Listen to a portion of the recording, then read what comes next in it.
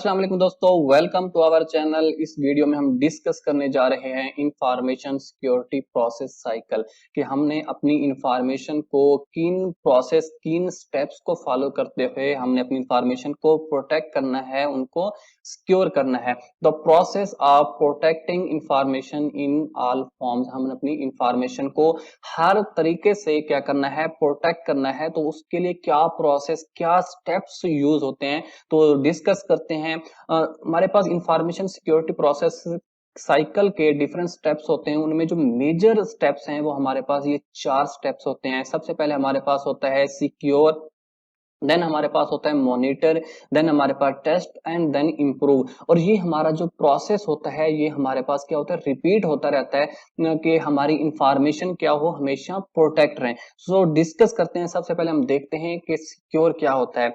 सबसे पहले हमारे पास जो सिस्टम होगा वो हमारे पास सिक्योर होना चाहिए और अथोराइज यूजर ही उसको क्या कर सके, एक्सेस कर सके। जब हम एक्सेस की बात करते हैं तो हमारे पास लॉगिन क्रीडेंशियल्स यूज होती हैं और ये लॉगिन क्रेडेंशियल हमेशा वेरीफाई होने चाहिए। हमारी जो लॉगिन क्रेडेंशियल्स होंगी यानी कि ईमेल हो सकती है, हमारे पास पासवर्ड जो होगा वो हमारे डेटाबेस के साथ क्या हो, वेरीफाइड हो। ठीक है, वो इंफॉर्मेशन मैच होनी चाहिए, देन ही हमारा जो सिस्टम है वो एक्सेस प्रोवाइड करे हमारे यूजर को कि आप अब इंफॉर्मेशन को, ये सिस्टम को एक्सेस कर सकते हैं।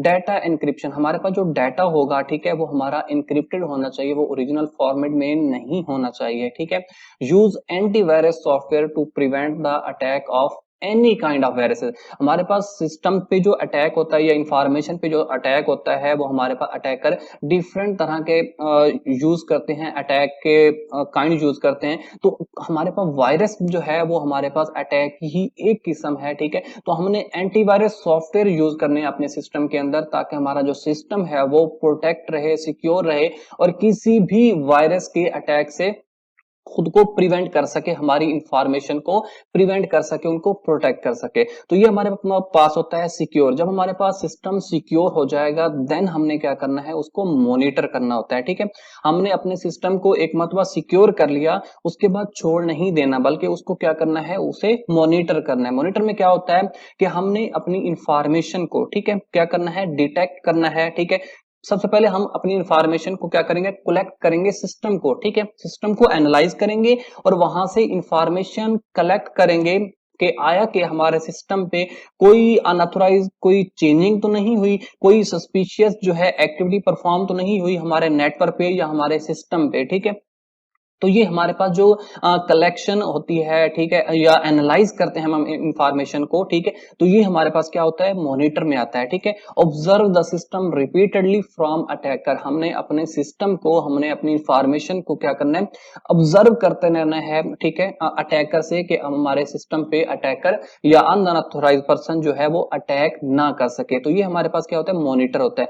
थर्ड स्टेप जो है हमारे पास, जब हमने मॉनिटर कर लिया ठीक है, कि अगर हमारे पास क्या करता है कोई सिस्टम ठीक है या कोई हमारे पास अनऑथराइज्ड यूजर जो है हमारी इंफॉर्मेशन को एक्सेस करने की कोशिश करता है, अटैक करता है। ठीक है, तो हमने क्या करना है, अपने सिस्टम को टेस्ट करना है। ठीक है, test the system and gap available, हमारे पास सिस्टम में कहीं भी अगर कोई बग है ठीक है, कोई वीक पॉइंट है या गैप अवेलेबल है तो हमने उसको टेस्ट करना है। टेस्ट करने के बाद हमने उसकी प्रॉब्लम की ऑडिट करना है। ठीक है, हमने अपने प्रॉब्लम को देखना है, एनालाइज करना है कि कहां पर हमारे सिस्टम में प्रॉब्लम आ रही है, कहां पर हमारे सिस्टम में गैप अवेलेबल है। ठीक है, उसके बाद हमने अपने सिस्टम को स्कैन करना होता है। हमारे सिस्टम में वायरसेस आ सकती हैं। ठीक है, तो हमने अपने वायरस सिस्टम को स्कैन करना है गैप फाइंड आउट करने के लिए, प्रॉब्लम को देखने के लिए या वायरसेस करने के लिए, वायरस को चेक करने के कि आया कि हमारे सिस्टम में कोई वायरस अवेलेबल तो नहीं है। ठीक है, सब जब हमारे पास सिस्टम जो है टेस्ट हो जाएगा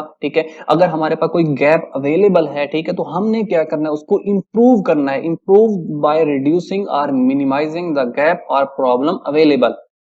जब हमने सिस्टम को टेस्ट किया और उसके दौरान हमें कोई भी गैप या प्रॉब्लम हमें अवेलेबल मिली ठीक है, तो हमने उसको क्या करना है, रिड्यूस करना है, खत्म करना है या उसको मिनिमाइज करना है जितना हो सके। ठीक है, और ये हमारा जो प्रोसेस होगा, ये हमारा जो साइकिल है, ये हमारा कंटिन्यू होगा रिपीटेडली। हमारा सिस्टम जो है चेक करता रहेगा और इस प्रोसेस को रिपीट करता रहेगा, रिपीट करता रहेगा और हमारी इंफॉर्मेशन को या हमारे सिस्टम को इस प्रोटेक्ट करने के लिए या सिक्योर करने के लिए।